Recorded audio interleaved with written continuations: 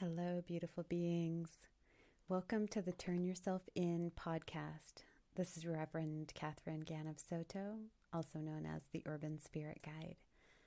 Thank you for being here with me today. Turning yourself in means to turn yourself into your highest spirit, to turn inward to the self, and to gain the wisdom from within. While anyone and everyone can get something from this podcast, it was specifically created for what I call divine super souls, for those intuitive sensitive empaths.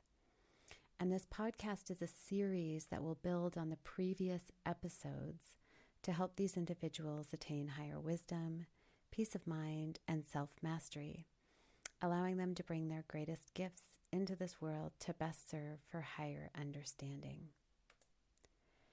Today we're going to talk about divine super souls, how to get the most from these podcasts, and the first and most important practice in the series. So what is a divine super soul? Well, a divine super soul is an intuitive, sensitive empath who has gifts to share with the world. They're really hard to define because they are everything and nothing. They are the seekers, the sensitives, the empaths, and the peaceful warriors pursuing wisdom, knowledge, and intelligence. They wish to renew, regenerate, transition, and shift their entire being and consciousness into higher wisdom, knowledge, emotional intelligence, physical potency, and spiritual prowess. They are the sensitives with great strength, the introverted extroverts, the individual who is invisible but who you cannot miss, the type A creative, the role model hermit, and the clear seer, hearer, knower, feeler, and doer. They are equal and opposite, and they are simply complex with gentle yet wild instincts and a deep passion for peace and harmony for all beings. They desire what is not and are capable of manifesting and creating beyond our wildest imaginations. They are the sleeping dragons who are ready to wake up, to heal their wounds, to unlock their wisdom, imagination, creativity, and intelligence, opening the doors to their greatest possibilities, so that they can bring their highest potential into the world and blaze a new trail for this and future generations. Sounds amazing, doesn't it? Well, there are many divine super souls that are either still sleeping or too afraid to bring their gifts into this world. And in some cases, they do not know who they are, or even that they are a divine super soul. And those who are super sensitive, who don't have the tools and resources to function optimally, are so far from shining their light for fear of failure or dis-ease from their overwhelming sensitivities, that they are sitting in their own curiosity, programming and illusions, waiting and hoping for change, but not taking action to facilitate or manifest that change.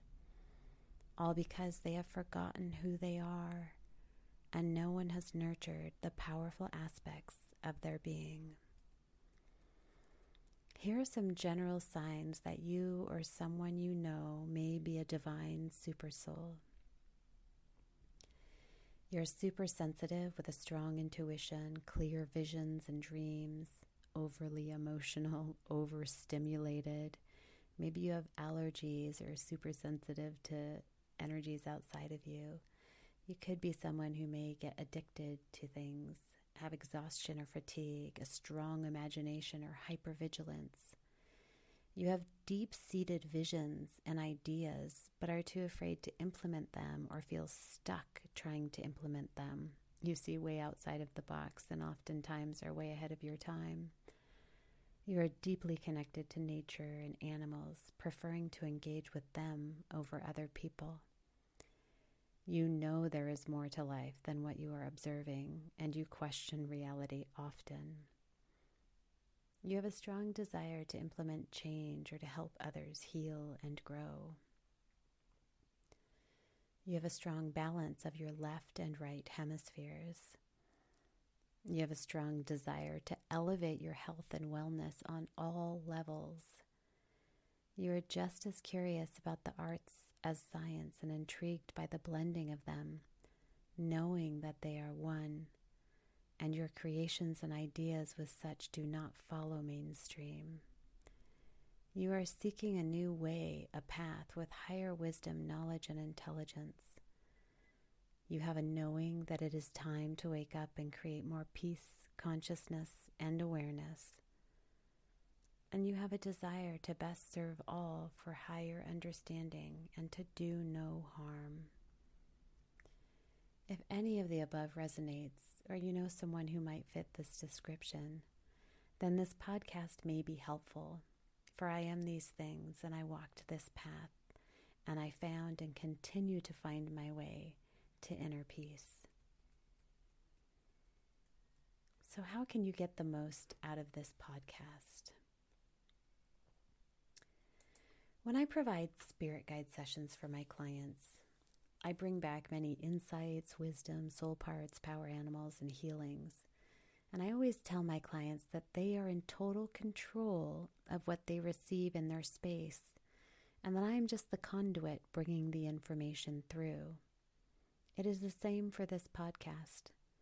Turning yourself in means to turn yourself inward to the self and to gain the wisdom from your highest spirit.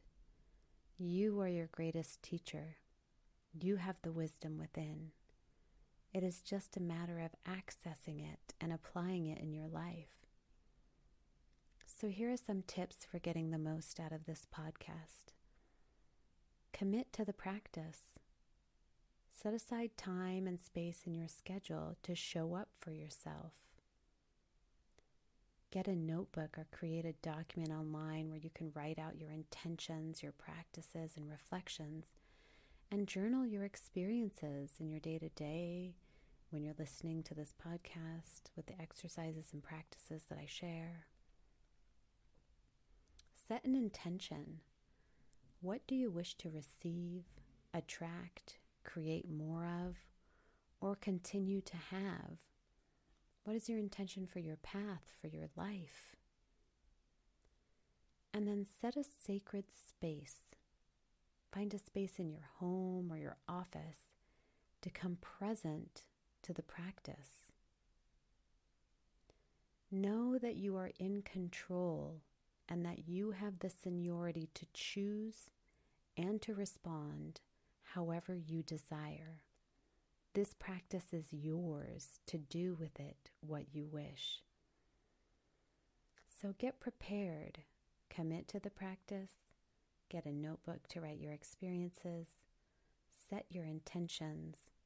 And set a sacred space, showing up for yourself so that you can find that peace within. Throughout this podcast, I may refer to God from time to time.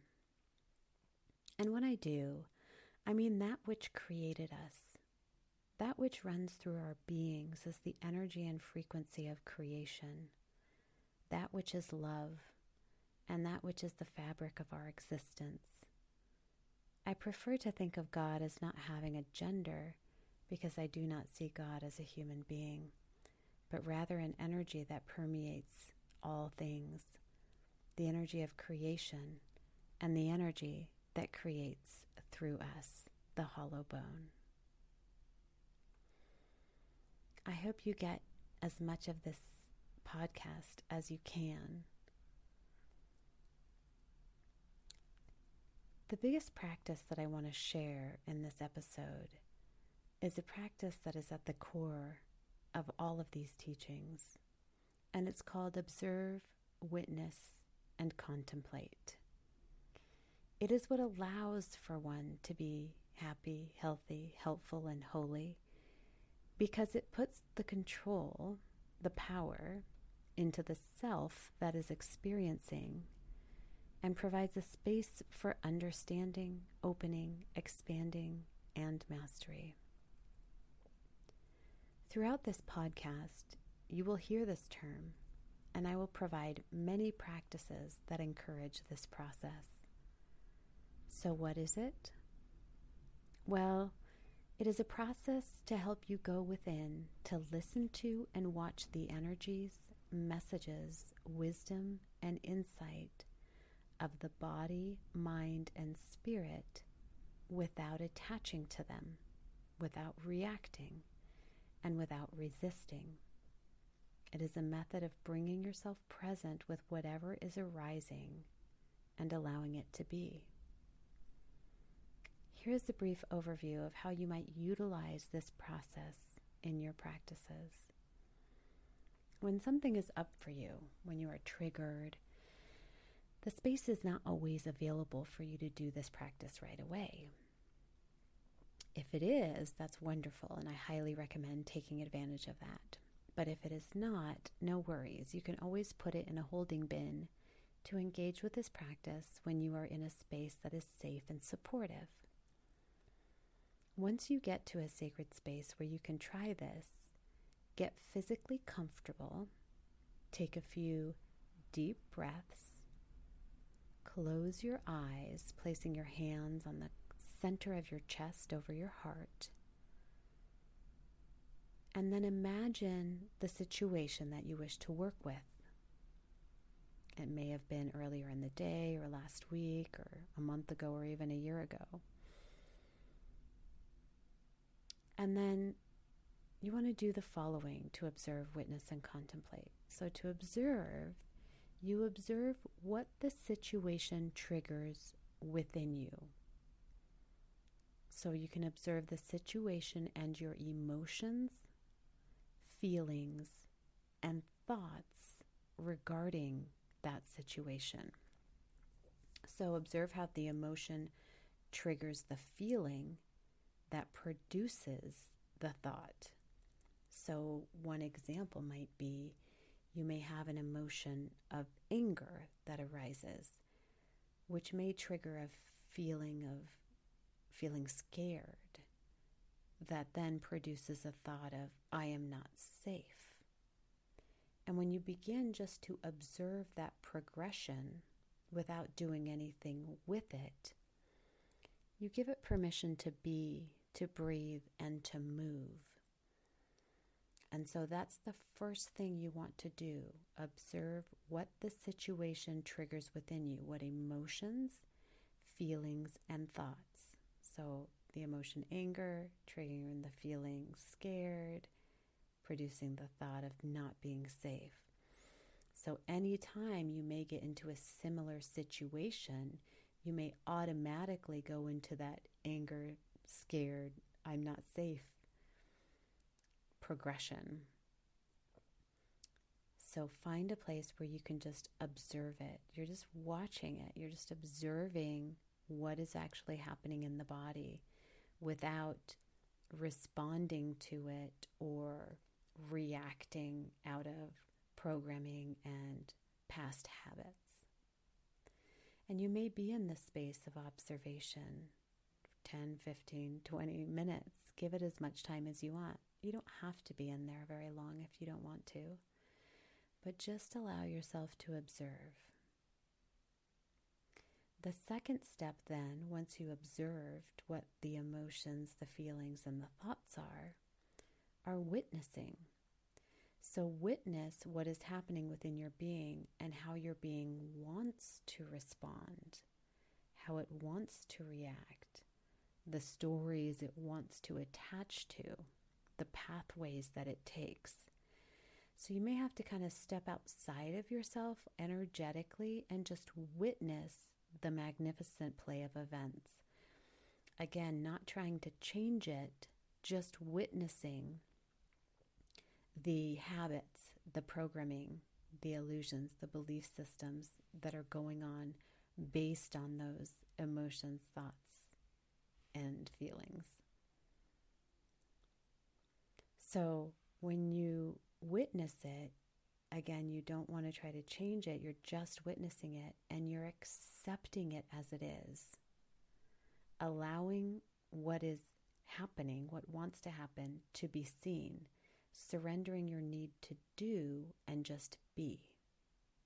So witness what that response looks like and what your body wants to do, how your body wants to react, and the stories that it creates. And then the third step, and again, you can be in witnessing for a long time as well. You might just find it so fascinating just to witness everything that is happening within your being. So when you're complete with that step, then you want to move on to contemplate. And you want to contemplate the experience and your involvement, your relationship with it, so that you can choose from a higher level of wisdom. You want to listen to the experience in your being with the intent to understand it without harsh criticism or judgment, which is also another program or belief system. Sometimes when we get angry or in fear or feel like we're not safe, we might judge others, we might lash out. Then we start to criticize and judge ourselves, thinking we're not good or we're a bad person or we're not, good enough. So let go of that harsh criticism and judgment. You can witness it. You can witness that, oh, okay, I'm criticizing, I'm going into this space, but I'm not going to take action on it. I'm just kind of watching what's happening. So contemplate your experience and your involvement, your relationship with it. And then see the blessing, see the lesson, receive what you are ready to receive. It might be wisdom, it might be guidance, it might be healing. It may just be an awareness of where you go with things when a situation triggers you.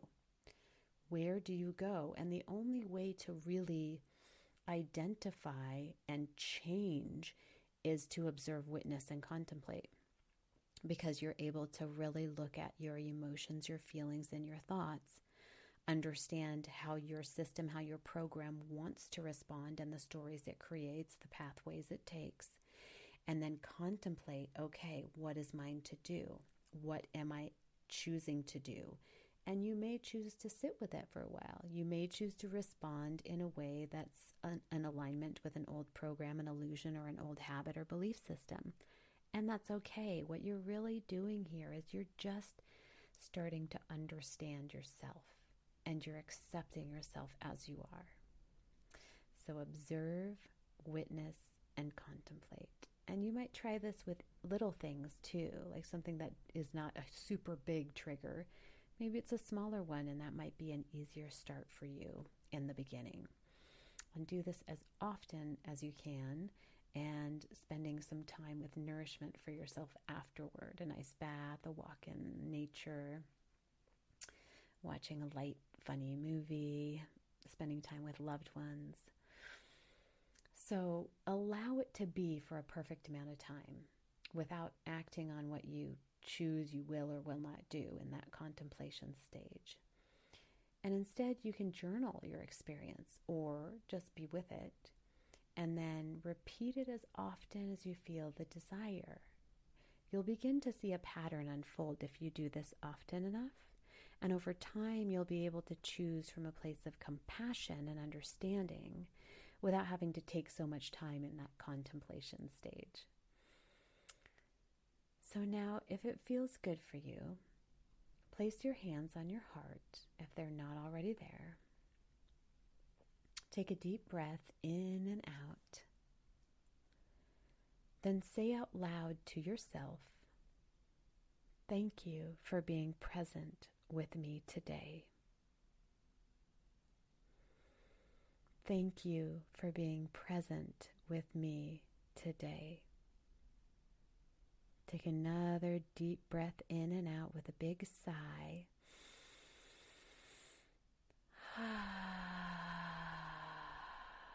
And give this to yourself often. This is your life. This one unique life in this beautiful body in which you reside, doing this thing people call living with limited time. Allow it to be what you desire. Give to yourself. You so deserve it. This wraps up episode 1 of the Turn Yourself In podcast. Join me for the next episode as we dive into the Empath, mindfulness for your day-to-day. Thank you so much for being, for walking this path, for everything you have experienced, and for being here with me today. Blessings, sweet beings.